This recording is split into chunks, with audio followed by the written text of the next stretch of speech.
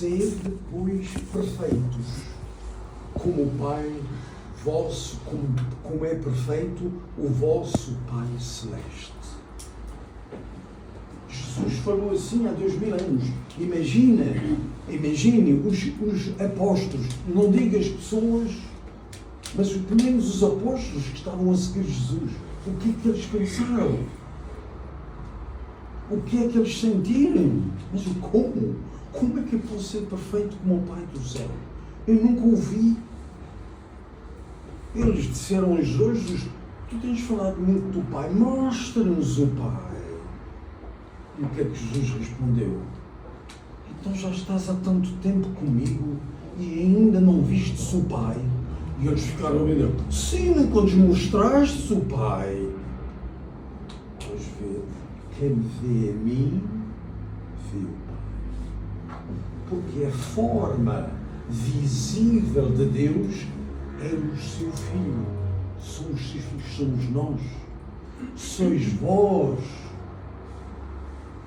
as pessoas que têm a forma de Deus. Vemos uma pessoa e podemos dizer: estou a ver Deus.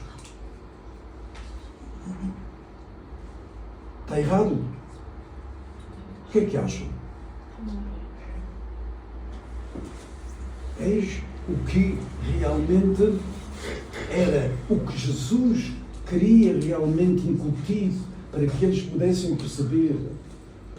Fomos criados por Deus com uma finalidade: cumprir as 3 bênçãos. A primeira bênção, Jesus cumpriu: tornar-se perfeito, maturo, espiritual e fisicamente. Isso Jesus chegou ali. Por isso é que ele podia dizer: quem me vê a mim, vê o Pai. Mas Jesus precisava de cumprir as outras 2 bênçãos. Mas ele, como vimos ontem, foi crucificado. E como foi crucificado, não pôde casar, ter filhos e cumprir assim o ideal da criação, que era ser perfeito, multiplicar, portanto formar família, e terceiro, dominar todas as coisas criadas por Deus, como o dono de todas as coisas, de todo o universo é Deus.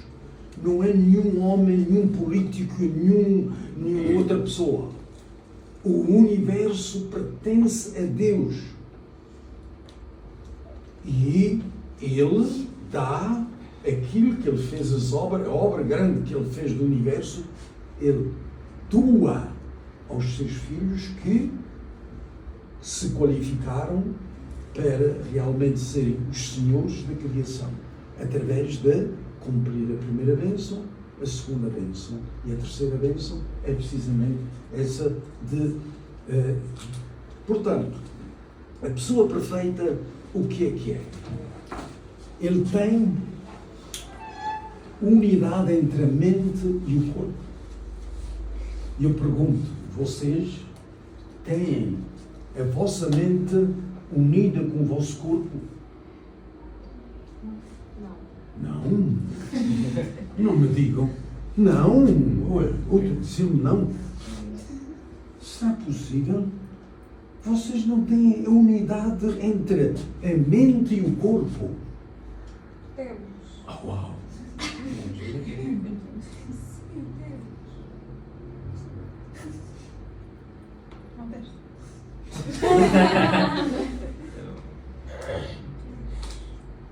Mas a noção que está a dizer que tem unidade de mente e corpo. Sim. Uau. Há um bom exemplo. Por exemplo, quando nós estamos tristes ou pensamos que temos alguma doença, alguma coisa, isso automaticamente, primeiro parte da mente, depois é que a mente afeta o corpo. Tudo parte da mente para o corpo. Então temos uma implicação sim.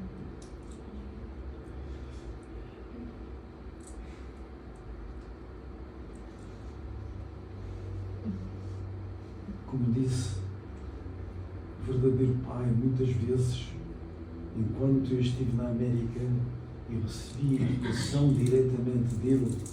Ele, às vezes, antes de começar o discurso, ela, então, a vossa mente e o corpo estão unidos? Como ninguém respondia, pois é. Sem isso, nada feito. Ok, hoje vou falar e depois começar a ver, a fazer o seu discurso. Outro dia, dizia, então, a vossa mente e o corpo, como está? Estão unidos?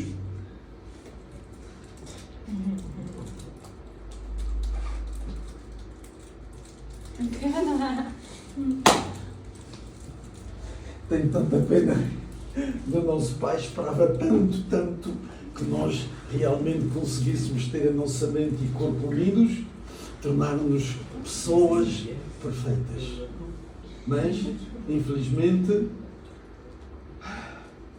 é realmente uma tarefa realmente gigantesca, não é? Uma tarefa gigantesca, será? É? Será? Porquê? Porque o corpo tem muita força. E então, o corpo domina a mente. E depois? E depois temos de sofrer as consequências, não é? Por isso, a nossa mente centrada em Deus. Por isso, o princípio divino é realmente uma ajuda fabulosa para nós podermos unir a nossa mente e o nosso corpo. Só nessa base Deus pode habitar em nós. E podemos nós desenvolver todas as potencialidades que Deus nos deu na nossa mente. E o nosso corpo, unindo-se com a nossa mente, pode realmente tornar visível todas essas potencialidades que Deus nos deu. Portanto, esta pessoa então perfeita tem absolutamente de ter a mente e o corpo unidos. Jesus foi a primeira e única pessoa nestes 2000 anos que conseguiu isto. É que, para que a nossa mente e o nosso corpo se unam, há que ter uma premissa. Sabem qual é? Eliminar o pecado original. Todas as pessoas que têm pecado original não conseguirão esta unidade entre mente e corpo, porque a sua mente não está unida com Deus. Se não está unida com Deus, como é que ele vai se tornar perfeito como o Pai do céu? Eis porque os cristãos lutam tremendamente para poder realmente compreender a razão que não conseguem tornar-se como Jesus. E tanta verdade que eu aprendi desde pequeno a dizer, perfeitos só há um e mais ninguém. Ninguém pode ser perfeito. Mas Jesus disse que era para ser perfeitos. Não, mas não pode. É assim. Ensinaram-me assim. A igreja ensinou assim. Não estão a fazer o trabalho de Deus, por ignorância, não por maldade. Mas é isto. Ninguém pode ser perfeito. Só Jesus foi perfeito e mais ninguém. Os cristãos dizem isso. E agora?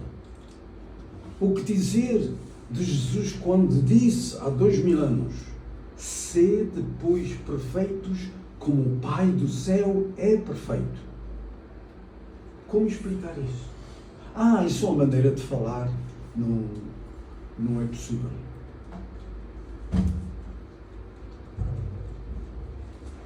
Já perceberam estas contradições? Não é? Estão dentro do cristianismo. O princípio divino diz: é possível. O primeiro passo é realmente eliminar a natureza má, para que nós possamos ter uma relação com Deus. Se esta natureza má, a nossa relação é uma relação imperfeita, não somos constantes. E essa unidade entre mente e corpo que Jesus tinha era constante, não era esporádica, uma vez ou outra.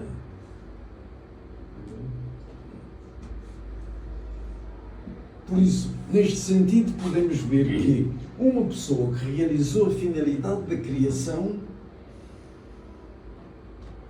uma pessoa perfeita, adquire um valor divino e é semelhante a Deus. Isto aconteceu no tempo de Jesus. Ele tem valor divino. Por isso, matar Jesus era como querer destruir Deus.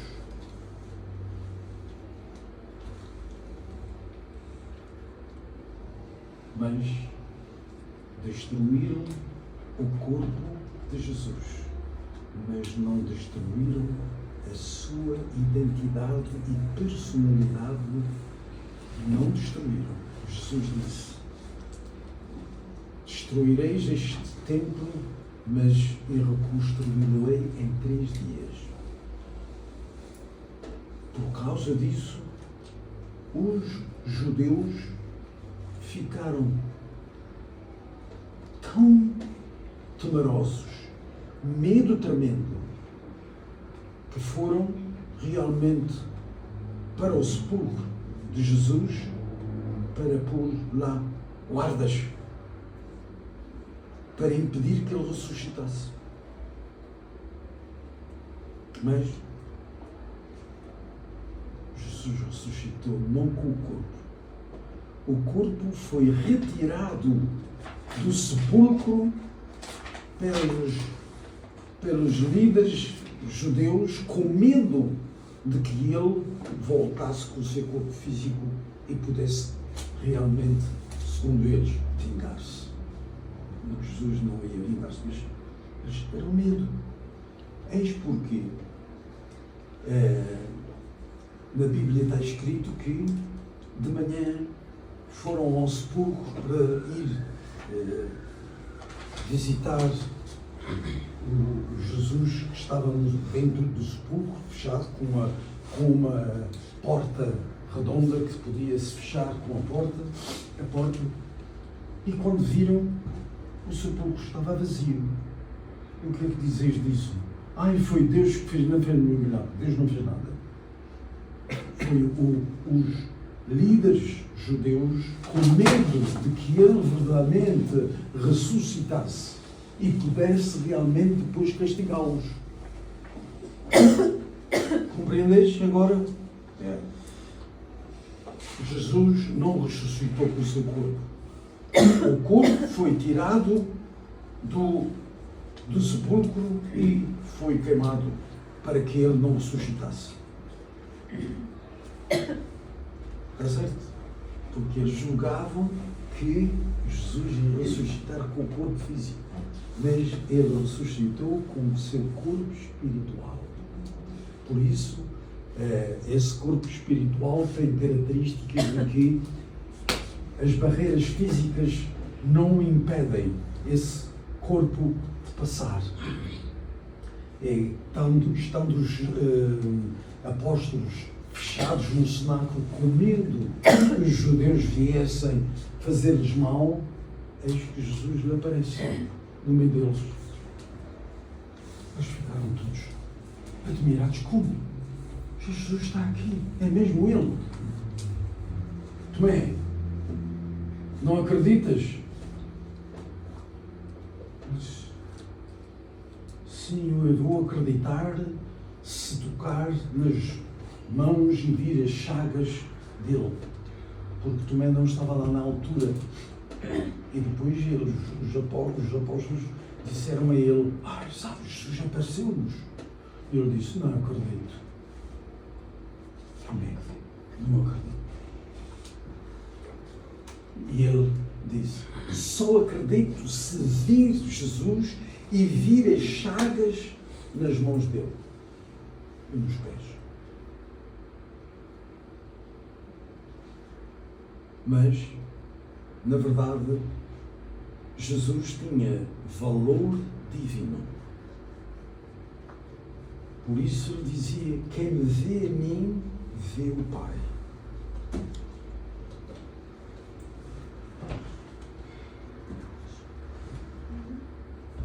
A finalidade segundo a qual o ser humano foi criado. Deus criou os seus filhos com características semelhantes às características de Deus. Características duais. Natureza interna e forma externa. Por isso, a pessoa que atinge a perfeição torna-se uma pessoa única. Por isso, não há pessoas iguais. Está certo? Todos temos semelhanças, mas iguais não existem. Porquê? Porque se Deus é infinito, eterno, imutável. Se existir duas pessoas com as mesmas características, então Deus está a ser limitado, porque não tem capacidade de criar cada pessoa única. Por isso, cada pessoa é única. Não há ninguém igual. Está certo ou não? Está certo, não é? Portanto, as características duais de Deus são refletidas na pessoa que Deus criou.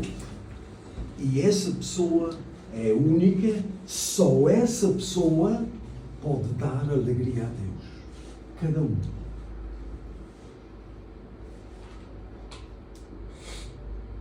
Temos de ter esta plena convicção de que sem mim Deus não pode ser feliz.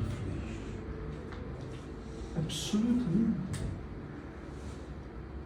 Estão a perceber isto? Isto é a característica de pessoa única. Não há ninguém igual a mim. Está certo? Podeis dizer a todo mundo: ninguém é igual a mim. Eu sou único. Dizem uma peça única e uma peça criada em muitas unidades semelhantes. Qual é a mais preciosa? O único. É a peça Única. Custa muito mais, não há mais nenhum igual àquela. Está certo? É por isso que nós nos tornamos seres preciosíssimos para Deus. Ninguém é igual a mim. Todos podem dizer: ninguém é igual a mim. Eu só posso dar alegria a Deus de uma maneira única, que só eu sei. Eu tive muitas dificuldades em convencer uma pessoa que dizia: eu não tenho valor nenhum. Eu sinto que não tenho valor. Eu disse: não, de acordo com o princípio divino, tu és uma pessoa de valor único. Mais ninguém é igual a ti. E Deus nunca sentirá perfeita alegria se tu não existisses, se tu desaparecesses. Por isso, tu és único.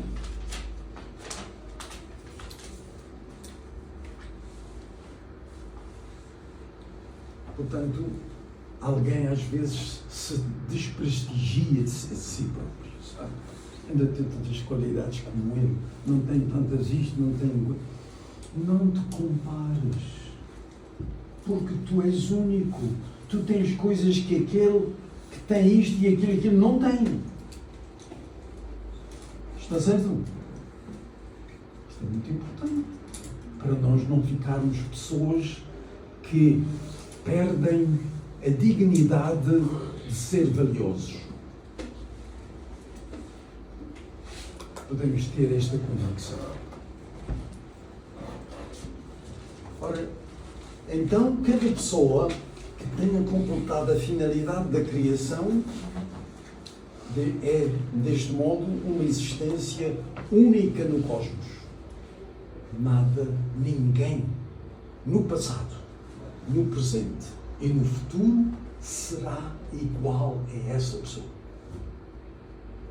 Portanto, temos ou não temos razão para realmente sentirmos estimulados a dizer: eu tenho uma característica única que Deus me deu e ninguém mais tem. Ninguém. Em bilhões e bilhões e bilhões de seres humanos não há ninguém com as mesmas características que eu tenho.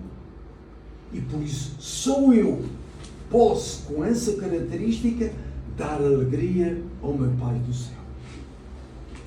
Devemos ter esse sentido de dignidade e de valor que dá alegria a Deus com essa atitude. Está certo?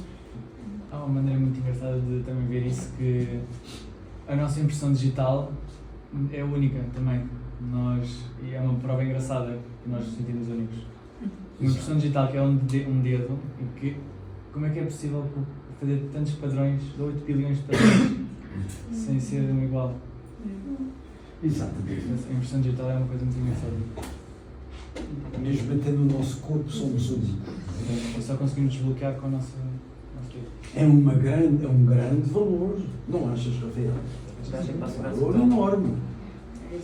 Ser único. Não há ninguém igual a ti. Mesmo que vejas alguém que tem muitas qualidades, que tem muitas coisas, que dizes: eu não tenho. Pois não. Mas tenho uma coisa que essa pessoa não tem. E é essa qualidade única. Pessoa única.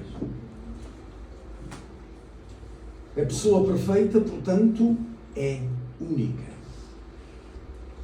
Não apareceu em 2000 anos uma outra pessoa igual a Jesus Cristo. Ele é único. Não há ninguém igual. Isto não é fantástico?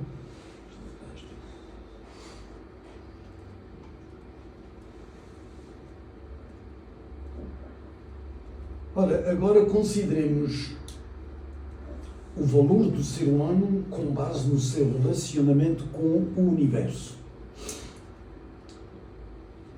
O espírito de uma pessoa retém todos os elementos do mundo espiritual, enquanto a sua carne retém todos os elementos do mundo físico. Portanto, é outra coisa que nós precisamos de realmente também ter em conta. O nosso espírito é único. Não existe dois espíritos iguais. E o nosso corpo, que também é feito dos elementos do mundo físico, também eles é único. Por causa seguinte, o mundo físico tem um relacionamento com o nosso corpo físico de uma maneira que é só única.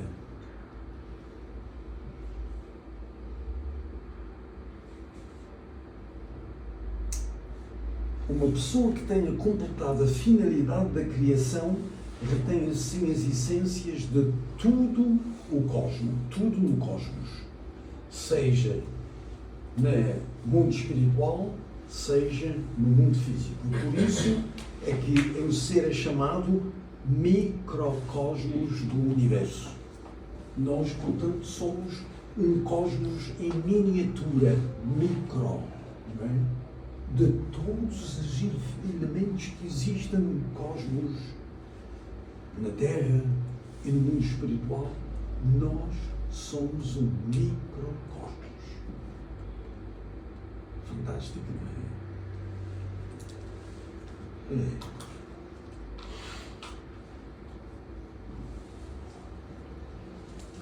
Portanto, este é o relacionamento humano com o universo. O ser humano possui o valor do cosmos inteiro. Jesus demonstrou isso numa passagem que dizia: que vale ao homem ganhar o mundo inteiro se perde a sua alma. Ou seja, se ele não cumpre o ideal de Deus, o que é que ele faz? Não há dinheiro nenhum, nem nada no universo que se compare com o valor do ser humano.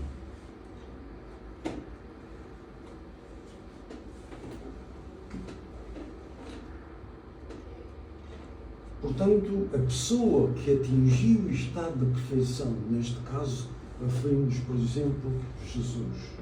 Há 2000 anos, até o presente, Jesus, ele possuía o valor do cosmos inteiro.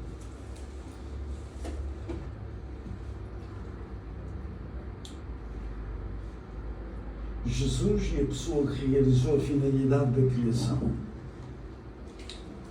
A história humana é a história da providência da restauração. O seu objetivo é a realização do reino do céu na terra, quando no final da história a árvore da vida que foi perdida no jardim do Éden for recuperada.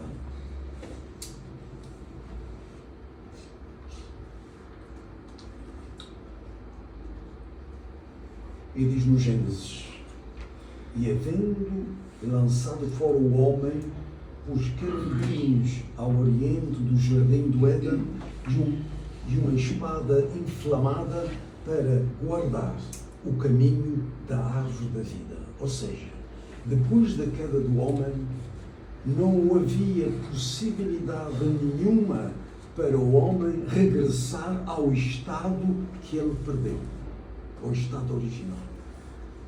É isto que significa: ninguém poderá realmente voltar ao estado original. Porque Deus, no seu plano, é agora poder encontrar uma pessoa que seja purificada de todo o mal e com essa pessoa poder começar um mundo novo, ou seja, precisa de um novo Adão. Por isso, a humanidade teve de esperar mais de 4000 anos bíblicos para vir do segundo Adão, que foi Jesus. Está certo?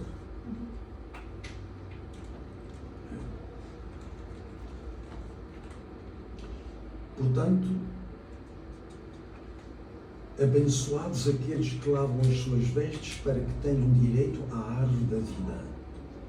O que isto quer significar?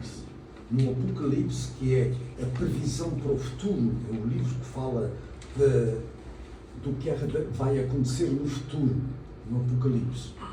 Portanto, isto é, primeiro é preciso limpar a alma, o espírito do pecado, da maldade. Limpar, para depois renascer, tornar-se filho de Deus novamente. Eis porque, sem a vinda do terceiro Adão, sem pecado, é o Senhor da segunda vinda, nós não podemos realmente limpar o nosso pecado original. Por isso já vimos aqui que os cristãos, por mais que inventem que o batismo tira o pecado original, não tira, é apenas simbólico. Porque 2 batizados casam e o seu filho nasce com o pecado original. Então, onde é que aparece esse pecado original? Quer dizer que o ser humano não tem o seu espírito limpo do pecado original. Nem pode, nem consegue. Por isso, infelizmente, a teologia inventa coisas. O que é que inventa? No fim do mundo vai haver o fim do mundo. E quando o fim do mundo vier, Jesus vai aparecer lá nas nuvens. Onde Jesus tem estado durante 2000 anos. Nas nuvens. E depois, o que é que Jesus vem fazer lá nas nuvens? Ele vai dividir as pessoas. Quem tem fé para um lado, quem não tem para o outro. Estes vão para o céu, são arrebatados para o céu. Os outros vão para o inferno e ficam lá durante toda a eternidade. Isto é possível. Deus não criou o inferno para a eternidade. O inferno é um estado psíquico, espiritual, que faz-nos sofrer. Esse estado é um estado de sofrimento. E o inferno está em qualquer parte do globo onde existe um ser humano que não cumpra a vontade de Deus, ele imediatamente tem remorsos, sente-se mal. Isso é o inferno. Não é um lugar especial, mas os cristãos pensam que é um lugar especial onde vão as pessoas danadas, condenadas. Não existe isto. Esse lugar não existe. Só na teoria dos teólogos é que inventaram isso. Jesus, Deus, não pode julgar um filho para toda a eternidade. Julgá-lo, dizer tu és mau, fizeste mal, não te conheço, desaparece. Não pode. Ele é pai. Um coração de pai não pode rejeitar o seu filho, mesmo que o seu filho seja mau. Compreendem? Se vocês tiverem um filho e ele for mau, o que é que fazem? Pegam nele e vão ter lá com a polícia, ponham este rapaz na prisão. Fariam isso?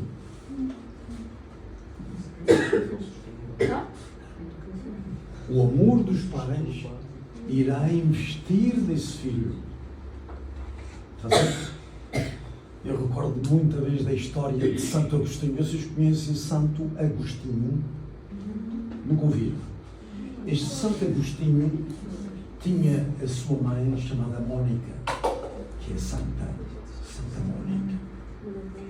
E o Santo Agostinho era um rapaz que ficou despravado, era maluco por raparigas, por mulheres e fazia de tudo.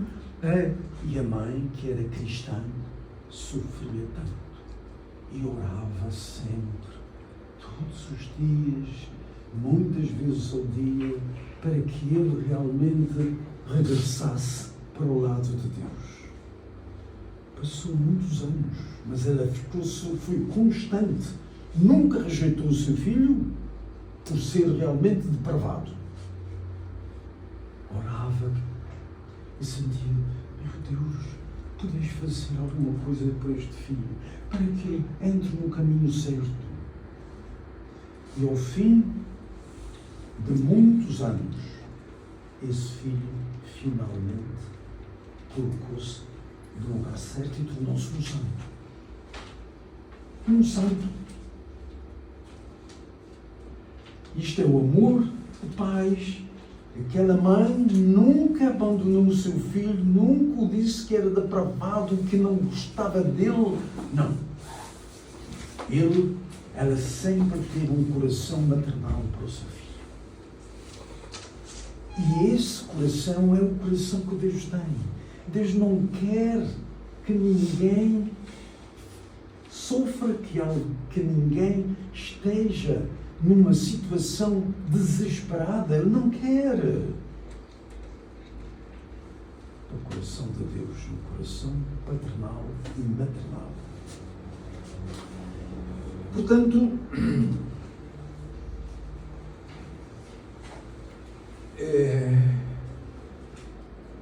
já vimos isto, aqueles que lavam as suas vestes terão direito à árvore da vida. Portanto, o que quer isto dizer? Quer dizer que a árvore que foi recuperada foi Jesus. Jesus nasceu de pais físicos também. Mas a linhagem de Jesus, durante muitos milénios, muitos anos, foi sendo purificada. Não é? De maneira que quando chegou o tempo do nascimento de Jesus, Jesus vinha sem manchas. Vinha purificado. Portanto, as pessoas pensam que é um milagre, não é? Que acontece. Jesus já nasceu, foi um milagre. Mas não, foi um trabalho imenso, muito sacrifício, muito trabalho da parte de Deus para preparar estes bons antepassados de Jesus. De maneira que Jesus nasce sem pecado original, por causa da purificação ao longo de séculos dos seus antepassados. Portanto, se Adão tivesse realizado o ideal da perfeição simbolizado pela árvore da vida no jardim do Éden, ele e Jesus, simbolizado pela árvore da vida no livro do Apocalipse, teriam sido idênticos no sentido de terem realizado a finalidade da criação. Realização do ideal. Por isso, Jesus tornou-se o Adão perfeito que cumpriu o que Adão não cumpriu. Cumpriu. Portanto, esta é a diferença entre os homens, as pessoas caídas e Jesus. O que é que significa a árvore da vida? É um ideal? Não percebi? O que é que significa a árvore da vida? A árvore da vida. A árvore da vida. Sim, significa. A árvore da vida é a árvore que no jardim do Éden havia a árvore da vida e a árvore do conhecimento do bem e do mal. Todavia, a árvore da vida é o símbolo da pessoa perfeita. Por conseguinte, Jesus tornou-se árvore de vida porque não tinha pecado original. Então não é ninguém específico, é um ideal. Não é ninguém específico, é um ideal. É um caminho. Porque foi posto no jardim do Éden, Deus planeou e disse: tens de ser uma árvore de vida que produz bons frutos. Está certo? A árvore da vida. Portanto, tu também é para tornares uma árvore de vida, não é? Produz frutos bons. Produz uma família boa. Sem pecado original.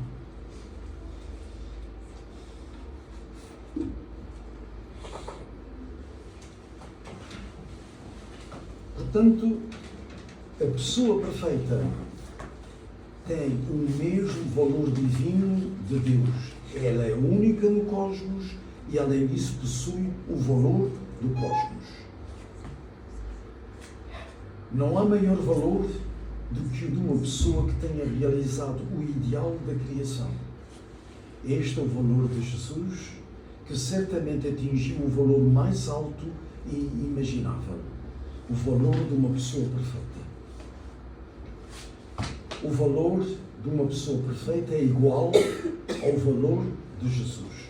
Foi ele o primeiro, depois de Adão, primeiro Adão, ele, segundo Adão, cumpriu o ideal de Deus da perfeição individual. E o seu valor é um valor cósmico.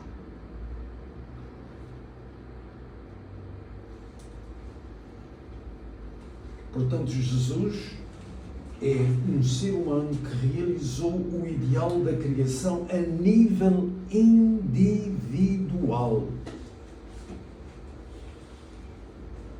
Porque há um só Deus, diz São Paulo na sua carta aos Timóteo, Deus, há um só Deus e um só mediador entre Deus e os homens, Jesus Cristo, homem.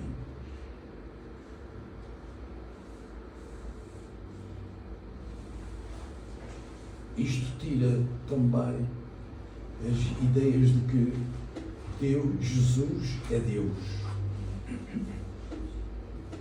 Jesus é o Filho de Deus. Ele nunca disse que era Deus. Ele só disse que ele era a forma externa de Deus. Que quem via Jesus via o Pai. Portanto, o que é que acontece com os verdadeiros pais quando vêm? É a mesma coisa que Jesus disse: quem me vê a mim, vê o Pai.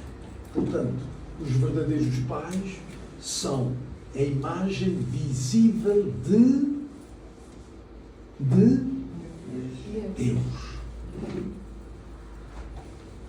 Portanto, nós podemos dizer: eu estou a ver Deus. Vendo os verdadeiros pais, estamos vendo Deus. Não é? Está certo até aqui?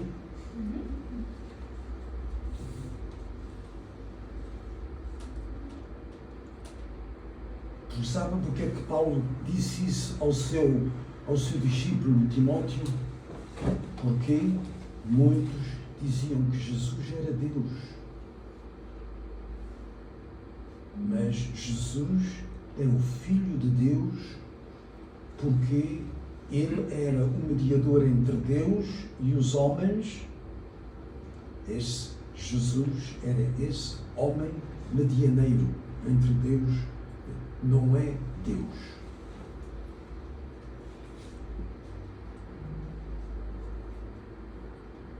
Cá está a pergunta: será Jesus o próprio Deus?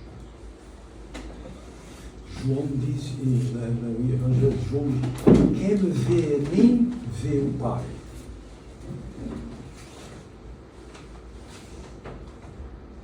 Na base, nestas passagens bíblicas, muitos cristãos têm sido levados a acreditar que Jesus é Deus, o Criador. Não é. Visto que Jesus é uno com Deus, ele pode ser entendido como sendo um segundo eu de Deus, mas não é o próprio Deus. Claros até aqui? Simples, claro. Não é? Por isso, Jesus e Deus. Jesus tornou-se o segundo eu de Deus, a imagem visível de Deus. Quem vê a mim, vê o Pai. Nós temos hoje os verdadeiros pais. Nós podemos dizer, hoje nós podemos ter uma imagem ainda mais real de Deus, porque Deus tem as características de masculinidade e feminidade. Os verdadeiros pais são masculino e feminino, pai e mãe. Esse é o exemplo, esse é o reflexo, a manifestação de Deus perfeita. Está certo? De maneira que já alguma vez meditastes que sois muito afortunados por viver neste tempo em que podemos ver a imagem visível de Deus, uma vez que Deus é invisível. Nunca, nunca, nunca poderemos ver Deus senão através da sua forma externa. A forma externa de Deus é o homem aperfeiçoado. Mas, como Ele criou o homem também em masculino e feminino, quer dizer que é o homem e a mulher é a imagem perfeita de Deus. Está certo? Todos os dias de manhã, quando eu oro, eu agradeço sempre a Deus por ter os verdadeiros pais, através de quem Deus se tem manifestado e tem nos dado tudo o que nós precisamos.